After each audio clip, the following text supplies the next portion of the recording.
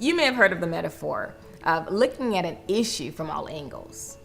I think of it like this. If there were four of us and we were looking at an elephant all from the front, our description of him would or could be similar. Though one might describe, his trunk, another his tusk, somebody else his legs, someone else his eyes.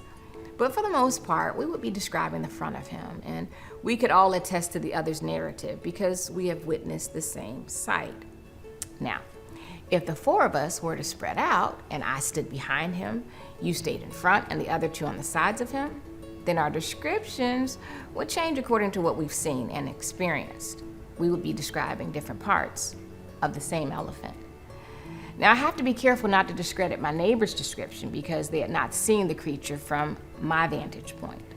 But if I choose to lean in and learn from their experience, then my view of the elephant grows, and so does my knowledge and my wisdom.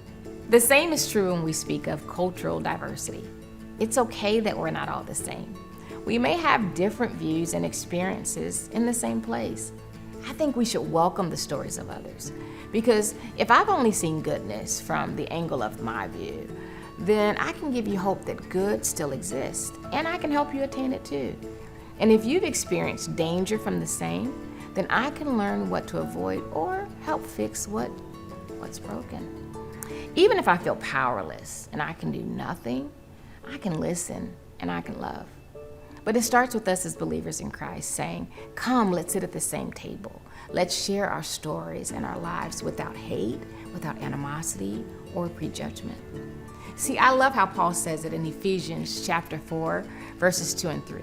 He says, be completely humble and gentle. Be patient, bearing with one another.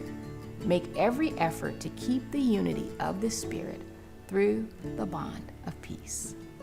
So, today, humbly and gently tell your story.